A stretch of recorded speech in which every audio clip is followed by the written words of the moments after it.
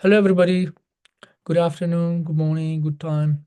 This is Dr. Patuki again, and we are going to get started our next lecture, lecture three, which is cryptography and hash. But I also have two other announcements for you. Let's get started with the first announcement about the exam.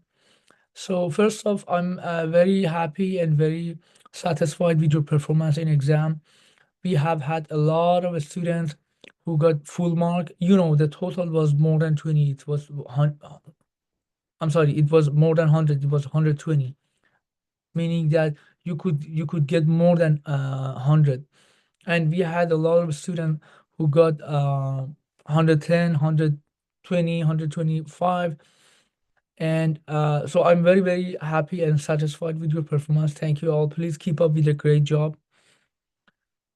Announcement number two is about the research project that let me first talk about this lecture, and then I'll talk about the research project. So let's say announcement number two is this lecture. This lecture is basically cryptography and hash. This is somehow the heart of our course. Cryptography is very, very important tool when it comes to security of computer systems. Basically, we can use cryptography both for confidentiality and for integrity. Sometimes it also can be used to help for availability as well. So it's a very, very important thing. In this lecture, which takes about a month, and this sole lecture will be asked in exam two, we will delve into the details of cryptographic algorithms. We see different types of cryptography algorithms, including symmetric and asymmetric. And then we also will talk about hash algorithms. What are hash algorithms and how they're different than cryptographic algorithm? In which situation we prefer to use cryptographic algorithm? In which situation we need and we use hash functions? We talk about that. So again, this is gonna be a month length lecture with 8 video recording that you'll see two of them for this week, the week that I'm recording this video for, the last week of February. Okay, having that said, please go on, watch the videos, and if you have any question, please feel free to email me or ask question in come to office hours. I'll be happy to give you more details or more explanations if needed. And the last announcement is about the research project. You know that we talked about that this course will be uh, is designed to have a research project. This is a graduate level course, and I want you to get involved into research. We have that. We have discussed that in our syllabus, and we have it in our syllabus listed. So this is the time. I am giving you the list of topics which are accepted for the research project of this course. If you go to Blackboard page of the course, you will find out that there is a separate folder. I call it research project.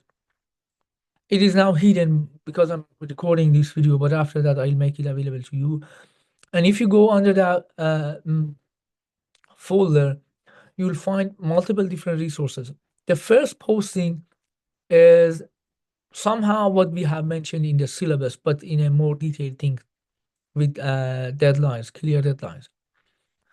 It says that what are the research project. It gives you the topics available for research project that I'll be talking about them, and it gives you the steps that you need to take for research project. So for the research project, the purpose is you team up with at least three and at most four uh, teams of three or four, and then per each person, each team is supposed to read three papers, meaning that if you are a team of three, you'll be reading nine papers. If you are a team of four, you'll be reading 12 papers with this condition: how to find papers, where to find them, what's the publication date, how many pages should it be in minimum, and stuff like that. Here are all details listed. But after you, uh, the first step basically is choosing your topic. and then going to the forum that I created in the course or any other channel that you have, for example, GroupMe, if you have any GroupMe for this course, and team up. Basically, find your three or two or three other teammates. After you find your topic and your teammates, you register your topic and your team by sending email to me. So you say this is our team and this is gonna be our topic. And it's enough if only one of each team member emails me, but everybody of that team should be CC'd on that email. So if, for example, John sends me email that says, hey, John, Alice, and Zakia are our team, I accept that email come from John only once. That's fine. But Zakia and Alice also need to be on the CC on that email. After that, your team and your topic will be registered, and I create a group on Blackboard for your team. And anything related to research will be graded as a team, and all of team members receive the same grade. Okay, so that's the first thing that you do. Topic and team, topic selection and teaming up. So, okay, there is a deadline for this. You need to register your team and your topic by the end of this week, which is, I normally extend it to Saturday, so it becomes 1st of March. And then the next step is you and your team, you go and find papers. How to find papers? Look at this link, look at these details at the step 4. Find papers that satisfy this, excuse me. Find papers that satisfy this requirement, and then email the package or the link to the package of papers to me. After I approve it, you need to upload that approval email again to me. So here are the steps that you need to take. And of course, you prepare, you read the papers, you discuss with them. I don't want to, each teammate goes and reads papers separately. No, you read papers separately initially, but you meet, you discuss, you share understanding from papers you read so that the team come to a common understanding about that topic. I don't want the papers to be presented as a sole, as islands. No, I want you all present as a team. Basically, at the end of the day, if you're a team of, let's say, 4, it should look like that each of you have read all those 12 papers. And that should be reflected in your presentation and your course paper or final report about the project. So here at the second part of this posting, you'll see the project or the topics I have listed or I have suggested. Again, these are lists. You can pick any of these, or you can define your own topic. That is fine.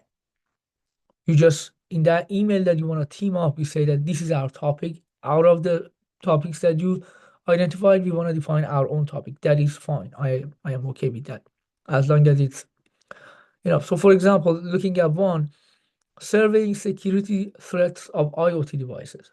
That means that you need to go download papers related to security threats of IoT systems, 12 papers if you're a team of 4, and read all of those 12 papers, discuss internally, and then come up to a common understanding, and then present that, write your report on that.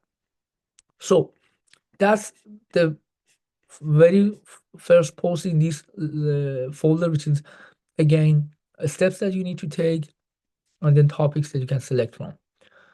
Second is the recording that I talked about. Basically, it's more explanation. I recorded it previous semester, but it looks to be kind of informative, so I posted it here. It's basically another way of explanation of what I'm saying now. So it's up to you if you want to watch it. Third and fourth are assignments. So team up teaming up and paper package approval are defined as two assignments that each of them has a deadline, March 1st, March 7th. When you're supposed to do this first one happens, you send an email to me, and after you send that email, and I say, hey, your team is okay, I registered your team, you can upload that approval email in response to this assignment. The paper package approval, after you submit the paper package, if any, it might take a number of rounds between me and you. Maybe I say, hey, 5 of them are good, 2 of them needs to be changed or updated. Eventually, I'll say, yeah, the package is good, go forward and start reading that. That's an approval. And you upload that approval email in response to this assignment. So here is again a kind of supplementary resource that talks about literature survey, because what you're doing in this project is basically literature survey on security threats on a specific domain or application. For example, surveying security threats of hardware accelerators. That's basically a literature survey.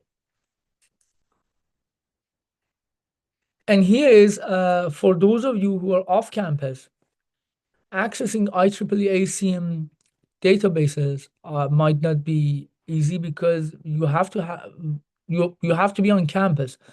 Otherwise, you might not be able to do that.